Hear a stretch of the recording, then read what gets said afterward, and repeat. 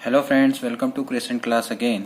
दोस्तों, last time हम लोगों ने संख्या पद्धति की सीरीज चलाई थी और हमने संख्या पद्धति से संबंधित कई सारे नियमों के बारे में हमने पढ़ा था। हम लोगों ने भाज्यता के नियम पढ़े थे, किस तरीके से हम किसी भी नंबर की पहचान कर सकते हैं कि वो 2 से, 3 से, 4 से, 8 से, 11 से, 7 से किस तरह से वो डिवाइड हो सकता है। इसके अलावा हमने डिवीजन रूल भी पढ़े थे और इसके अलावा हम लोगों ने जितने भी अलजेब्रिक फार्मूलाज हैं इनके बारे में भी हमने डिस्कस किया था। अगर आप लोगों ने मेरी पुरानी वीडियोस नहीं देखी हैं तो मैं उनका लिंक डिस्क्रिप्शन बॉक्स में डाल दूंगा, तो आप वहां पर जाके उन वीडियोस को सर्च कर सकते हैं।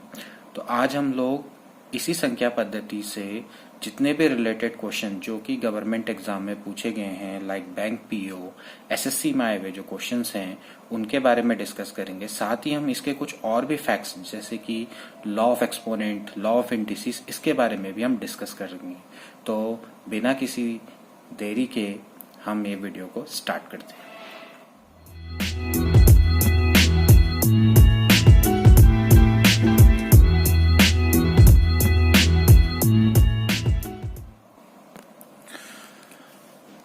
तो स्टूडेंट, जो लॉ ऑफ एक्सपोनेंट होते हैं, जनरली जो पहला लॉ ऑफ एक्सपोनेंट है वो ये कहता है कि ए की पावर एम। देखिए, जनरली होता क्या है, इसको हम बेस बोलते हैं और इसको बोलते हैं पावर।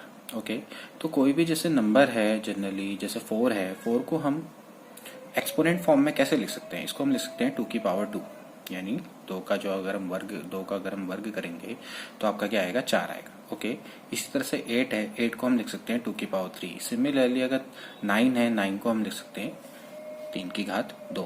ओके, तो इसी तरह से सपोज करो हमारे पास कोई नंबर है a और a की पावर m है। सिमिलरली अगर मेरे पास दूसरा नंबर भी a है और उसकी पावर डिफरेंट है, a की पावर n, तो जब हम इन दोनों को मल्टीप्लाई करेंगे तो a की पावर ये हो जाएगा m प्लस n। ओके, यानी ये है आपकी घात। ओके, और ये आपका है बेस। तो जो पावर हैं जब हम मल्टीप्लाई करते हैं सेम बेस को तो घातें आपस में क्या हो जाती हैं? ऐड हो जाती हैं। अगर आप इसका एग्जांपल देखें, जैसे फॉर एग्जांपल 2 की पावर 3 इंटू 2 की पावर 2 इजिकल्स टू हो जाएगा 2 की पावर 5। देखिए, बहुत इंपॉर्टेंट रूल है, यहाँ पर ध्यान में रखना है कि जो इनका बेस होना चाहिए वो सेम होना चाहिए। ओके, ऐसा नहीं है कि यहाँ पर 2 की पावर 3 इंटू 3 की पावर 2 कर दिया। ओके, तो सबसे पहले इंपॉर्टेंट चीज है बच्चों की ये ध्यान रखना है कि जो दोनों का बेस है वो क्या होना चाहिए? सेम होना चाहिए। ओके, इसी तरह से जो सेकंड लॉ है ये आता है डिवीजन पे, यानी a की power n divided by a की पावर n। अगर हम दोनों को डिवाइड करेंगे तो जो घातें हैं वो क्या हो जाएंगी? माइनस। ओके, मल्टीप्लाई करने पे घातें आपस में जुड़ जाती हैं और डिवाइड करने पे घातें आपस में क्या हो जाती है? सब्ट्रैक्ट हो जाती हैं। ओके, लेकिन यहाँ पर एक चीज ध्यान में रखनी है कि जो बेस है a की पावर n ये 0 के बराबर नहीं होना चाहिए। सबसे इंपॉर्टेंट लॉ है। ओके, जैसे फॉर एग्जाम्पल मैं कहता हूँ 2 की पावर 5 डिवाइडेड बाय 2 की पावर 3, तो ये हो जाएगा 2 की पावर 5 माइनस 3। तो 2 की पावर 5 माइनस 3 आपका कितना हो जाएगा? 2 की पावर 2। ओके, 2 की पावर 2 कितना होता है? 4। 2 को आपने 2 बार मल्टीप्लाई करना है। ओके, इसके बाद इसका जो तीसरा नियम है वो ये कहता है कि a की पावर m की पावर n। ओके, यानी a की पावर m की पावर अगर n हो तो ये घातें आपस में क्या हो जाती है? मल्टीप्लाई हो जाती हैं, यानी a की पावर क्या हो जाएगा? mn। ओके, इसको हम एक फॉर्मूले से देख सकते हैं, लाइक 2 की पावर 3 की पावर सपोज करो 3 है। ओके, या सपोज करो अगर हम इसको सिंप्लिसिटी के लिए 2 ले लेते हैं तो 2 की पावर 3 की power 2, it simply means that 2 की पावर 3 इंटू 2, तो 2 की पावर कितना हो जाएगा? 6 हो जाएगा। ओके, इसी तरह से एक और रूल है, अगर सपोज करो a की पावर m बराबर अगर a की पावर n है, इसका मतलब ये है कि सेम बेस और डिफरेंट पावर, दोनों के बेस भले इक्वल हैं लेकिन जो उनकी पावर है वो डिफरेंट हैं और इस तरीके से बराबर हैं, तो we can say that m is equals to n, यानी m और n आपके क्या होंगे? बराबर होंगे। ध्यान दें, तो ये जो 3 नियम हैं ये परीक्षा की दृष्टि से, प्रतियोगी परीक्षाओं की दृष्टि से बहुत ज्यादा इंपॉर्टेंट है।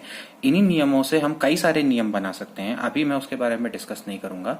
तो फिलहाल अब ये जो 3 जो मूल नियम है इनको ध्यान में रखेंगे। ओके, तो दोस्तों आपके सामने यहाँ पर एक क्वेश्चन है जो कि एसएससी परीक्षा में 2010 में आया हुआ है और ये क्या कहते हैं, यही जो हमने अभी लॉ ऑफ एक्सपोनेंट पढ़ा इस पर बेस्ड है। तो हम यहाँ पर देख सकते हैं कि देखिए 3/5 की पावर 3 है, 3/5 की पावर -6 है, 3/5 है 3/5 की पावर 2x-1, हमें x की वैल्यू को निकालना है। तो देखिए बहुत सिंपल सा नियम है, मैंने पहले बताया था a की पावर m इंटू a की पावर n, दोनों की घातें आपस में क्या हो जाएंगी, जुड़ जाएंगी। तो ये हो जाएगा आपका 3 की पावर 5 और 3 प्लस -6, ओके, इस इक्वल टू हो जाएगा 3 की पावर 3/5 की पावर 2x-1, ओके। तो 3/5, अब आपको पता है ये -6 है, ये +3 है, तो -6 में से अगर आप +3 माइनस करेंगे या -6 में अगर आप +3 करेंगे तो यहाँ पर आपका कितना आ जाएगा, -3, ओके। यहाँ पर 6 बड़ा है तो यानी एक तरीके से आप 3 में से 6 को माइनस कर रहे हैं, तो आपका कितना नीचे वैल्यू, -3, ओके। इस इक्वल टू हो जाएगा 3/5, ये हो जाएगा 2x-1, ओके। नाउ अभी आपने देखा जो रूल है, हमें कह सकते हैं a की पावर m, अगर a बराबर a की पावर n है तो m बराबर क्या होता है, n होता है, ओके। यानी बेस अगर सेम है तो उनकी पावर क्या होती है, इक्वल होती है, ओके। तो यहाँ से आप देख सकते हैं इन दोनों का जो बेस है वो सेम है, 3/5 3/5, ओके। तो डेफिनेटली क्या होना चाहिए कि इनकी जो पावर है वो क्या होनी चाहिए, सेम होनी चाहिए, यानी हो जाएगा -3 बराबर 2x-1, ओके। अब ये देखिए जो माइनस है इधर जाके क्या बन जाएगा, प्लस, तो ये बन जाएगा 1 -3 बराबर 2x, ओके। सो 1 में से अगर आप 3 माइनस करेंगे तो क्या बचेगा, -2 बराबर 2x, ओके। सो x बराबर, देखिए यहाँ पर है 2 मल्टीप्लाई में, तो यहाँ जाके क्या हो जाएगा, डिवाइड, तो हो जाएगा -2 डिवाइडेड बाई 2, तो it will become -1, okay. So the value of x is equal to minus, so the value of x is equals to -1, okay, so this is the answer। एक और क्वेश्चन जो कि law of exponent पे based है, SSC परीक्षा 2010 में आया हुआ है ये क्वेश्चन। यहाँ पे लिखा है 4 की पावर a बराबर 5, 5 की पावर b बराबर 6, 6 की पावर c बराबर 7 और 7 की पावर d बराबर 8 है। तो आपको a into B into C into D की वैल्यू को निकालना है, ओके। तो इसका सॉल्यूशन देखते हैं। देखिए हम यहाँ से स्टार्ट करिए, यहाँ पर आपको पता है कि भाई 8 बराबर आपका है 7 की power d, okay. Now what is 7, 7 है 6 की पावर c, तो यहाँ पर हम एक काम करते हैं, 7 की जगह पे क्या रख देते हैं, 6 की पावर c, 6 की पावर c की पावर d। अभी मैंने आपको एक रूल बताया था कि a की पावर m की पावर n बराबर होता है a की पावर mn। तो इसका मतलब ये है कि 6 की पावर c की पावर d बन जाएगा 6 की power cd, okay. Now again 6 की जो वैल्यू है वो 5 की पावर b के बराबर है, तो यहाँ पर 6 की जगह पे 5 की पावर b रख दीजिए, ओके। 6 की जगह पर आपने क्या रख देना है, 5 की पावर b। अगेन इसी नियम का यूज करना है, तो ये हो जाएगा 5 की power b into C into D, okay. इसी नियम का यूज करना है, a की पावर m की पावर n बराबर क्या होता है, a की पावर m, तो 5 की पावर b की पावर c d बराबर हो जाएगा 5 की power b c d, okay. अब फिर से 5 की वैल्यू है 4a के बराबर, तो यहां से आपका इसकी जो वैल्यू है 4a रख दीजिए, bcd, okay. So again by the law of exponent, तो it will become 4abcd, okay. अब सबसे इंपॉर्टेंट है कि ये यहां पर देखिए, सबसे ज्यादा इंपॉर्टेंट यहां पर जो फैक्ट है यहाँ पर हमें यूज करना है। देखिए आपको सबसे पहले देखिए 8 है 4 है, तो एक काम करते हैं, इन दोनों का सेम बेस करने की कोशिश करते हैं। देखो आपको पता है कि 8 है, 8 को हम लिख सकते हैं 2 इंटू 2 इंटू 2, इट मीन्स 2 की पावर 3, ओके। और जबकि 4 है, 4 को हम लिख सकते हैं 2 की पावर 2 की power ABCD, okay. So again यहाँ पर फिर से ये रूल लगेगा, a की पावर m की पावर n। देखिए आपको ये समझ में आया होगा, 8 को हम क्या लिख सकते हैं, 8 के अगर आप फैक्टर करेंगे तो क्या आएगा, 2 इंटू 2 इंटू 2। तो हमें क्या करना है, इन दोनों का बेस सेम करना है किसी भी तरीके से। तो बेस कैसे सेम होगा, हमने इन दोनों का बेस सेम कर दिया 2, तो इसको लिख सकते हैं 2 की पावर 3, 4 को लिख सकते हैं 2 की पावर 2। तो 2 की पावर 3 बराबर हो जाएगा आपका, अगर आप इसको फिर से यहाँ पर इस लॉ को लगाएंगे, a की पावर mn बराबर a की पावर m की पावर n बराबर a की पावर mn, सो ये बन जाएगा 2 की पावर 2abcd, ओके। अभी हमने बताया a की पावर m बराबर अगर a की पावर n है तो m बराबर हो जाता है n, okay. And now ABCD बराबर 2abcd बराबर 3 है, तो AB CD will become 3/2. Okay, 3/2, it means 1.5 is the answer.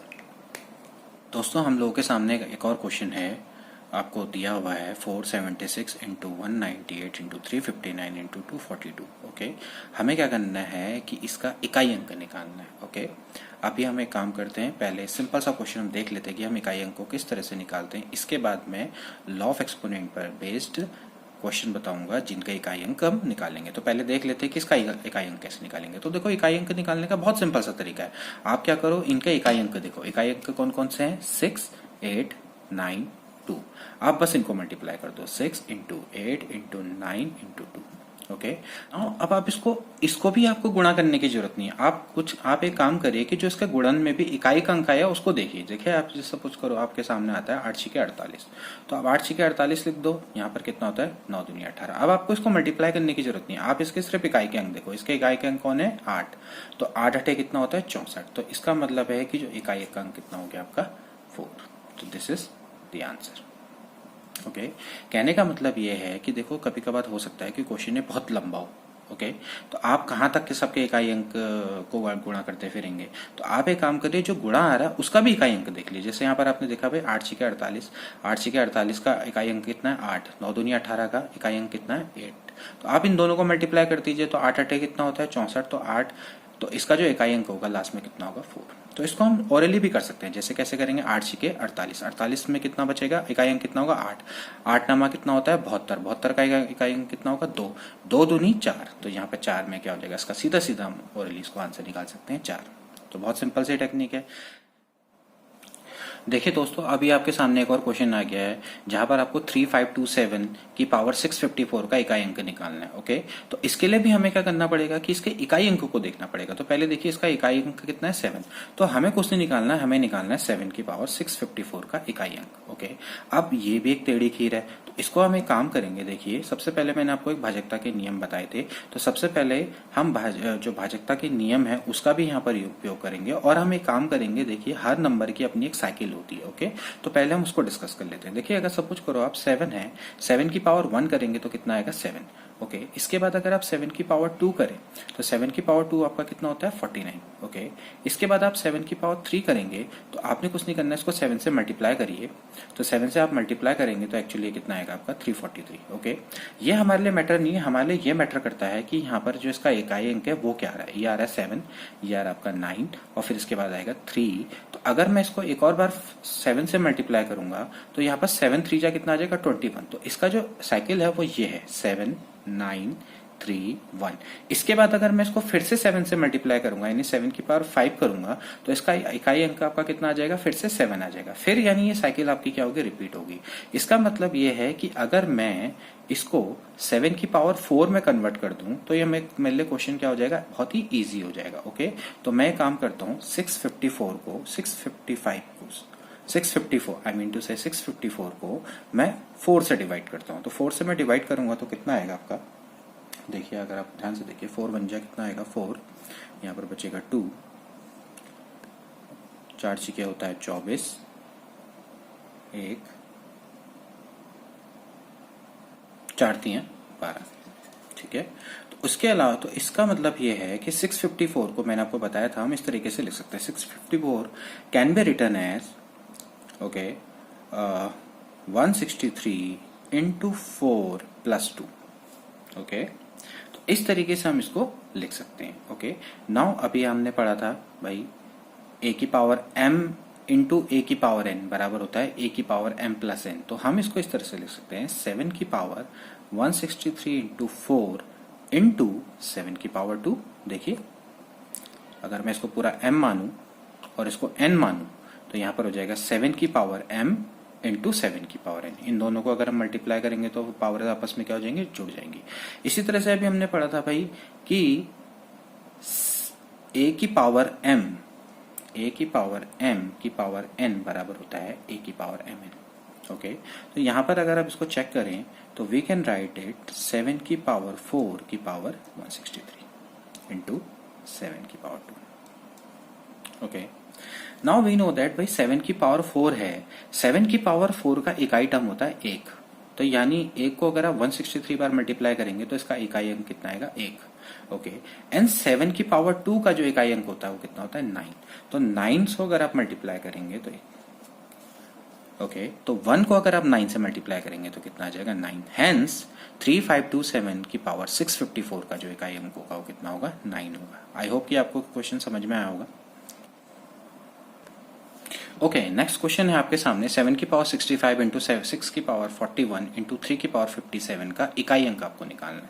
तो इसको देखिए, ये थोड़ा सा क्वेश्चन और आपका थोड़ा और ब्रॉड वे में आ चुका है। तो हम एक काम करेंगे, पहले 7 की पावर 65 का इकाई अंक निकालेंगे। तो हमें क्या करना है, हमें 7 की साइकिल हमें पता है कि 4 एवरी 4 पावर के बाद 7 की वैल्यू क्या होती है, रिपीट होती है। तो एक्चुअली हम इसको क्या करेंगे, पहले 65 को 4 से डिवाइड करेंगे। तो मैं काम करता हूँ, मैं यहाँ पर इसको डायरेक्टली लिख देता हूँ। इसको मैं लिख सकता हूँ 7 की पावर 4 इंटू 16। ओके, 4 इंटू 16, 16 चक्को होता है आपका 64, प्लस इसको क्या लिख सकते हैं 1। Okay, so it will become 7 की पावर 4 इंटू 16 इंटू 7 की power 1 by the law of exponent. सो ये हो जाएगा आपका 7 की पावर 4 की पावर 16 इंटू 7 की power 1। Now we know that इसका जो इकाई अंक है 7 की पावर 4 का जो इकाई अंक होता है 1 होता है। तो 1 इंटू 7 की पावर 1 का इकाई अंक 7 ही होगा। तो एक्चुअली इसका इकाई अंक कितना है 7 है। इसी तरह से 6 की पावर 41, 6 की पावर 41 का अब आपको इकाई अंक चुनने की जरूरत है। अब आप अगर 6 की साइकिल देखो तो देखो 6 की पावर 1 कितना होता है 6। ओके, 6 की पावर 2, 6 की पावर 2 कितना होता है 36। इस तरह से 6 की पावर 3 करेंगे वो भी कितना आएगा 36। इसका मतलब ये है कि 6 की पावर कितनी भी पावर कर लो उसका इकाई अंक आपका कितना रहता है 6 रहता है। तो 6 की पावर 41 कितना हो जाएगा 6 रहेगा। बहुत ईजी है। इसके अलावा फिर हम देखते हैं 3 की पावर 57। ओके, तो पहले आप एक काम करिए, 3 की साइकिल निकाल लीजिए। 3 की साइकिल आप किस तरीके से निकालेंगे मैं यहाँ पर लिख देता हूँ। जैसे सपोज करो 3 की पावर 1 करेंगे तो 3 की पावर 1 कितना आएगा 3। 3 का अगर स्क्वायर करेंगे तो कितना आएगा 9। 3 का क्यूब करेंगे तो 9 3 कितना होता है 27, यानी लास्ट में कितना आएगा 7। ओके, इसी तरह से अगर आप 3 की पावर 4 करेंगे तो आप इसको अगेन 3 से मल्टीप्लाई करिए तो 3 7 कितना होता है 21। तो यहाँ में इसका इकाई अंक आपका कितना जाएगा 1। अगर आप इसको 3 से मल्टीप्लाई करेंगे तो 7 3 कितना होता है 21। तो जो भी आएगा उसका इकाई अंक कितना होने वाला 1। हमें बाकी के नंबर से कोई मतलब नहीं है। ओके, तो यहाँ पर अगर हम 3 की पावर 5 करें तो 3 की पावर 5 में इसका अगर आप 1 से मल्टीप्लाई करेंगे तो अगेन यहाँ पर आपका कितना आ जाएगा 3971। तो इसका मतलब है कि अगेन 3 की साइकिल भी आपकी 4 बार में होती है। तो इसका मतलब है कि मुझे इसको क्या करना पड़ेगा 57 को 4 से डिवाइड करना पड़ेगा। अगर आप इसको 4 से डिवाइड करेंगे तो अगर आप देख सकते हैं ऐसे क्वेश्चनों को आप ओरली भी कर सकते हैं। तो इसलिए मैं चाहता हूँ कि आप फास्ट कैलकुलेशन करें। देखिए एसएससी में या आपके कोई भी जो बैंक पीओ के जो क्वेश्चन होते हैं वहां पर हमें हार्डली हर क्वेश्चन को करने के लिए 1 या 2 मिनट का समय मिलता है। तो हमें इसको क्या करना पड़ेगा, कैलकुलेशन को हमें जल्द से जल्द करना पड़ेगा। तो 57 है, 57 में आपको अगर आप 4 से डिवाइड करें तो आपका होता है 14 चौको 56। तो 14 इंटू 4 प्लस कितना हो जाएगा 1। ओके, तो ये हो जाएगा 3 की पावर 4 की पावर 14 इंटू 3 की power 1। So we can see that 3 की पावर 4 का जो होगा इकाई अंक होगा 1। 1 की पावर 14 करेंगे तो 1 ही आएगा। तो 3 की पावर 1, तो इसका यानी कितना हो गया 3। ओके, सो फ्रॉम हेयर 7 की पावर 65 इसका इकाई अंक आपका कितना आया था 7। ओके, 6 की पावर 54, 6 की पावर 41 का जो इकाई अंक है वो 6 है। और 3 की पावर 57 का जो इकाई अंक है वो आपका 3 है। ओके, और इसके लिए मैंने आपको बहुत अच्छी टेक्निक बताई थी। आपको पता है 6 तियां होता है 18 और आपको बस लास्ट के इकाई अंक देखने हैं। 7 8 होता है 56। ओके, तो यानी इसका इकाई अंक आपका कितना हो जाएगा 6। आई होप कि ये क्वेश्चन आपको समझ में आया होगा। आप इसको घर में एक और बार आप इसको ट्राई करिएगा। हार्डली आपको इस क्वेश्चन को करने में आधा मिनट या 1 मिनट से ज्यादा नहीं लगना चाहिए। ओके बच्चों, एक और इम्पोर्टेंट क्वेश्चन है जो कि एसएससी में आया हुआ है कई बार। तो इसको मैं एक बार देख लेते हैं। आपको दे रखा है 4 की पावर 61 प्लस 4 की पावर 62 प्लस 4 की पावर 63 प्लस 4 की पावर 64, ये इनमें से किससे विभाज्य है 3 10 11 13। तो इसको फटाफट सॉल्यूशन हम इसका देख लेते हैं। देखिए आपको पता है यहाँ पर 4 की पावर 61, 4 की पावर 62, 4 की पावर 63, 4 की पावर 64 है। तो हम एक काम करते हैं 4 की पावर 60 इन 1 इसमें से कॉमन ले लेते हैं। ओके, तो 4 की पावर 61 अगर आप कॉमन लेंगे, इसका मतलब एक तरीके से 4 की पावर 61 से डिवाइड करना है। तो यहाँ पर क्या बचेगा 1 प्लस 4 की पावर 62 डिवाइडेड बाय 4 की पावर 61। मैंने आपको पहले बताया था 62 में से 61 क्या हो जाएगा, माइनस हो जाएगा, तो यानी बच जाएगा 4 की पावर 1। इसी तरह से 63 में से अगर 61 जाएगा तो कितना बच जाएगा, 4 की पावर 2। इसी तरह से यहाँ पर 64 डिवाइडेड बाय 4 की पावर 64 डिवाइडेड बाय हो जाएगा 4 की power 61, so it will become 4 की पावर 3। ओके, अब आप एक काम करिए, इसको फटाफट सॉल्व कर लेते हैं। ये हो जाएगा 1 प्लस 4, 4 चौको होता है 16, और ये हो जाएगा आपका 64। ओके, तो ये हो जाएगा 4 की पावर 61 इंटू ये हो जाएगा 16 4 20 और एक हो गया आपका 21 और इस प्लस 64 ये हो जाएगा आपका 85। ओके, अब एक काम करते हैं, देखें यहाँ पर 85 आ गया, तो ये कुछ इंडिकेशन दे रहा है, इसको हम 10 में कन्वर्ट कर सकते हैं। तो कैसे हम इसको 10 में कन्वर्ट करेंगे, मैं एक काम करता हूँ कि 4 को 4 की पावर 61 को मैं 4 की पावर 60 इंटू 4 की पावर 1 लिख सकता हूँ। ओके, तो यानी हो जाएगा आपका 4 की पावर 60 इंटू 4 पंजे होता है 20 और ये हो जाएगा आपका 2, 8 चौको होता है 32, 33 34। ओके, 340। तो यहाँ पर से हम क्लियरली देख सकते हैं कि यहाँ पर आ गया 0। अगर ये 0 आ गया तो इसका मतलब है किससे डिवाइड हो जाएगा, 10 से। तो इसका राइट आंसर कितना होगा, 10। तो बहुत सिंपल सा क्वेश्चन है। ओके, और ये एसएससी में कई बार आया हुआ है। दोस्तों एक और क्वेश्चन है जो कि एसएससी परीक्षा 2006 में आया था। यहाँ पर आप देख सकते हैं इसको 225 की पावर 0.2 इंटू 225 की पावर 0.3 अपॉन 225 की पावर 0.8 इंटू 225 की पावर 0.2, इसकी आपको वैल्यू फाइंड आउट करनी है। ओके, तो आप एक काम करिए, a की पावर m इंटू a की पावर n कितना होता है, a की पावर m। बेस इन दोनों के सेम है तो पावर क्या हो जाएंगी, ऐड 0.2 प्लस 0.3। ओके, इसी तरह से ये दोनों भी ऐड हो जाएंगे, 225 ये हो जाएगा 0.8 प्लस 0.2। ओके, तो ये हो जाएगा आपका 225 की पावर 2 ये हो जाएगा 0.5 डिवाइडेड बाय 225 की पावर 0.8 प्लस 0.2, 0.8 प्लस 0.2 कितना हो जाएगा, 1। ओके, अब आप देखिए, जैसे मैंने आपको पहले बताया था कि पावर जब डिवाइड में होती हैं, जब हम a की पावर m अपॉन a की पावर n करते हैं तो a की पावर क्या हो जाता है, m माइनस n। ओके, तो आप इस लॉ को किसी भी तरीके से यूज कर सकते हैं। आप देख सकते हैं, जैसे अगर सपोज करो a की पावर m अपॉन a की पावर n है, तो मैं जरूरी नहीं है कि अब मैं m से n को डिवाइड करूं। मैं एक काम कर सकता हूं, मैं इसको 1 अपॉन n माइनस n ये भी लिख सकता हूँ। देखिए मैंने आपको पहले बताया था कि मूल नियम 3 है, उसको हम तोड़ मड़ोड़ के किसी भी फॉर्म में लिख सकते हैं। तो यहाँ पर मैं देख रहा हूँ कि एक की वैल्यू क्या है, बड़ी है, 0.5 क्या है उससे छोटा है, तो हम एक काम करेंगे 1 में से 0.5 माइनस करेंगे तो हमारे लिए इजी पड़ेगा। ओके, तो ये हो जाएगा आपका 1 अपॉन 225 की पावर 1 माइनस 0.5। ओके, 1 माइनस 0.5 का मतलब समझते हैं आप, 1 में से आधा गया, 0.5 का मतलब होता है आधा, तो यानी कितना बच जाएगा, 0.5। ओके, अब थोड़ा सा इसको सॉल्व कर लेते हैं। देखिए 225 एक्चुअली क्या होता है, 15 का स्क्वायर। ओके, 15 का स्क्वायर की पावर 0.5। ओके, सो ये हो जाएगा आपका 15 के स्क्वायर की पावर 0.5। तो इट सिंपली मीन्स दैट 15 का स्क्वायर 0.5 को मैं क्या लिख सकता हूं, इसी तरह से यहाँ पर हो जाएगा 1 अपॉन 15 का स्क्वायर इंटू 0.5 को मैं क्या लिख सकता हूँ, 1/2। ओके, तो मैंने पहले ही बोला था जब पावर 2 की पावर 15 की पावर 2 की पावर 0.5 है, तो एक्चुअली क्या हो जाएगा, 15 की पावर 2 इंटू 0.5 को क्या लिखते हैं, 1/2। तो देखो 2 से 2 कैंसिल हो गया, तो इसकी वैल्यू कितनी आ गई, 1/15। तो 1/15 आपका क्या है, राइट आंसर है। ओके, तो बच्चों हमारे सामने कुछ क्वेश्चंस हैं, आप ये देख सकते हैं। अब हम एक काम करते हैं कि इनको जल्दी से हम इसको कैलकुलेट करने की कोशिश करते हैं। देखिए अभी तक हमने जितना सीखा, हमें उस जो भी हम सीखते हैं उसका इम्प्लीमेंटेशन हमको आना चाहिए। तो देखिए आपके सामने क्वेश्चन है जिसको अपने क्विकली हम इसको सॉल्व करने की कोशिश करेंगे विद इन 1 मिनट। देखिए आप देख सकते हैं 13 की पावर 2003 है, तो मैंने पहले बोला 3 की पावर आपका कितना होता है, 2003। तो 3 की पावर 2003 मैंने आपको पहले बताया था 3 की जो साइकिल होती है वो 4 होती है। तो इसका मतलब यह है कि हम इसको क्या लिख सकते हैं, 3 की पावर 4 इंटू 500 प्लस एक्चुअली 3।